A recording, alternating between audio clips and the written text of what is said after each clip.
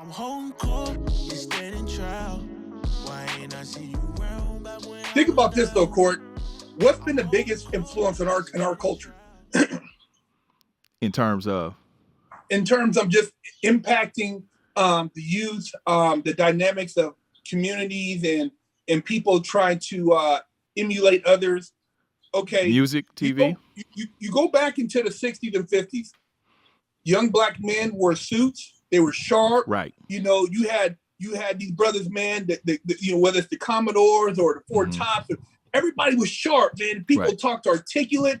They weren't talking about like they were unity. They weren't talking about killing each other. Dude, once they hijacked the hip hop, which is every culture wants to be black but don't want to be black. Right. But once they took that, like, look, when I was first getting in, when MTV came out, you had Big Daddy Kane, Special Ed, right? Kwame, you had Redhead Grand Kingpin. Puba, Redhead Grand Kingpin. Nubians, but it was conscious. Yeah. Remember when they started wearing the African charms? Africa things? Yeah. Everybody was like, what does that mean? We never were taught that in school, like Malcolm X. I learned Malcolm X through hip hop. Yeah. But when they seen Public Enemy, Paris, X-Clan, next thing you know, it went straight to gangster rap. Yeah. Start killing. Mm-hmm. See, if that movement would have lasted, and just like today, I've asked a lot of rappers to come onto my show. You know, if they just said, hey, man, I'm only speaking out this stuff in entertainment. It ain't cool to go out up on your dude. Right. Like you said, it ain't cool to, you think you can just live taking somebody's life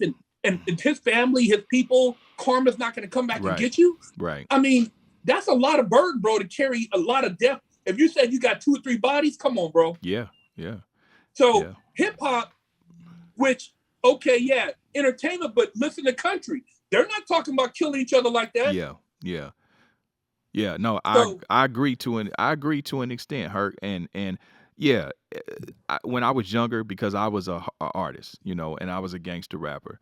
From that space, I couldn't necessarily see it. Right, when you're so close to it, you know what I mean. You can't see it.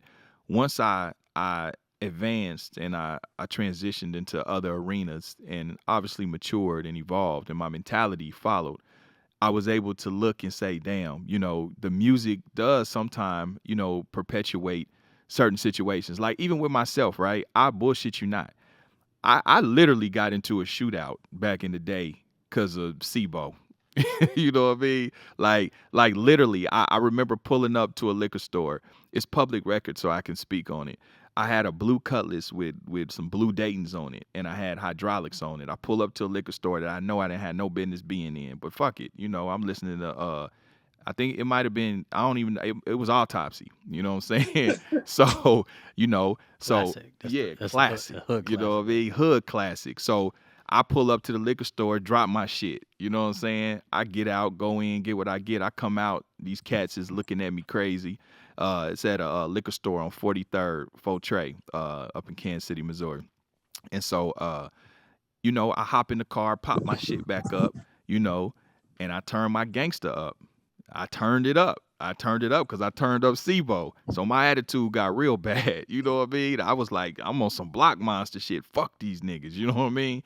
And that was the energy that I perpetuated. And guess what? They gave me everything I was looking for. You know what I'm saying? Luckily, I came out victorious in that particular situation. But, you know, did SIBO, did that? And I'm not blaming Bo because I fuck with Bo. You know what I'm saying? I'm not saying it like that. But did the music play a role in that where it shaped my attitude? You know what I'm saying? Like I was on some bullshit because I was feeling the moment. You know what I mean? And I'm in that element.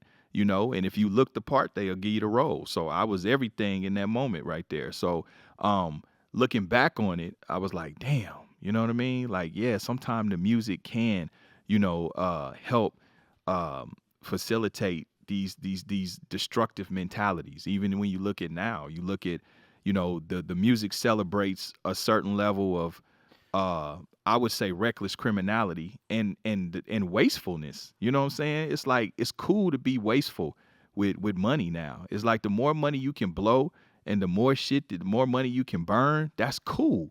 And I'm like, they don't do that in other cultures. You know what I'm saying? Like you niggas should be savoring these blessings and really doing something. Well, it goes back to like who's controlling the narrative though. Yeah. You know, and like you said, I don't blame the guys who are rapping because they're for them, it's a way to help their families. They're trying to think they're going to pay their way through. And I remember I wanted to be a gangster rapper. My mom, she adamantly would not let me rap that shit in the house. So I kind of went back to other shit. But at the time, I was like, damn, I want to be a gangster rapper because I thought I was going to, pay my bills, that I could become famous. But now, in retrospect, I talk about spirituality, man. And most people hustle in the material world. I try to hustle in the spiritual realm because of the negative, the karmatic energy I had to put. They took me to prison. I had to reverse that. And when you talk about music, you talk about tribal, African music, say war music, whether it's the New Zealanders, the Vikings, the Africans, the whatever, it's warlike, it's trance-like. And you put a lyric behind that, it programs you, then you add liquor or drugs. Now, if you took that same music, it could be a hard-ass beat, and it showed you, boom, boom, boom, boom, boom. You got your little kid, you pull up to school, kid roll up in there, he in a private school, he gonna get in class, and next thing you know, he getting A's, he doing this, dude is hard, he got a family, he kiss his wife, he come home, they studying, he sit in a nice house, he balling and everything. You ain't gotta be smoking weed with guns, and that's the same message. Hard beat, education, family values, kids is there, you don't have a girl showing her coochie, it ain't all that. Dude, it's a program. Yeah. The people at the top know this. It's a game. We can't, as more enlightened individuals, we can't get passes because the people who are producing those videos, just like that little Nas X shit, they know what they're doing. Yeah. I yes and no. I agree, yes and no, because you still got independent record labels, you know what I'm saying? So, everything ain't from the top. So some of us, we sell the bullshit too, you know what I'm saying? So I get what you're saying. So like how you had Interscope, right? When you look at the shit that went down with Death Row, or the shit that went down with Murder Inc., right? Their parent companies, Jimmy Iovine was free. He's still free. He never been to prison. He ain't have to worry about shit. When you look at Murder Inc.'s parent company, which I don't know who was it, Interscope? I can't remember, but however it was, they was a major, and nobody is in jail and nobody is dead. You know what I'm saying? But really, is it their fault? At what point do we take accountability? You know what I'm saying? Because listen, Suge had to, and I'm not throwing Suge under the bus because I have a lot of respect for Suge, but I'm just using it as an example and a cautionary tale. I mean, Suge had the power. Suge had it. He had it. He had the control.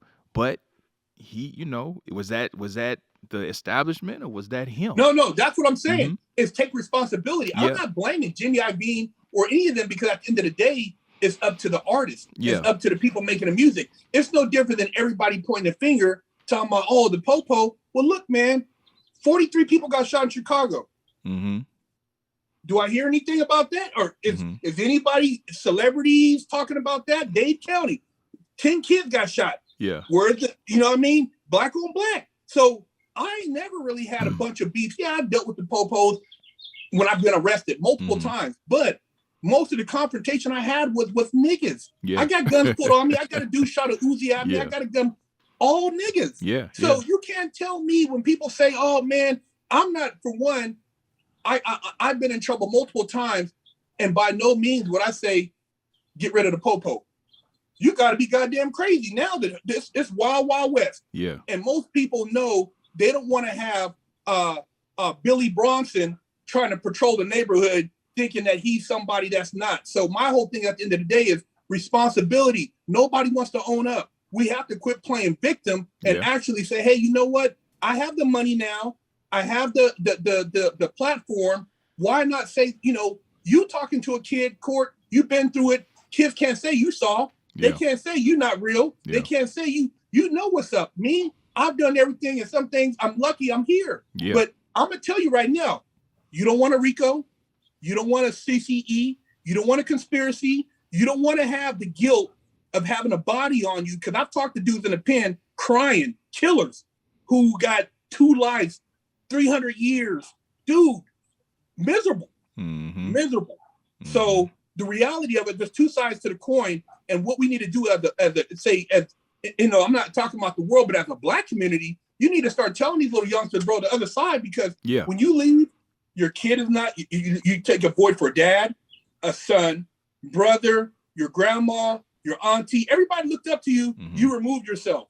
not including the other people you affected that you didn't know you had an impact on, the little nieces and nephews that looked up to you. Mm-hmm. So we put voids and we don't even think about that because we're just carrying out the act and hanging out and doing this and that. And it's like, it's about time for dude, you got to stop talking about, oh man, let's focus on cleaning our own house. Yeah. We clean our own house and it'll trickle out. If I see you rolling around in a nice car, no bird poop on it, you're clean.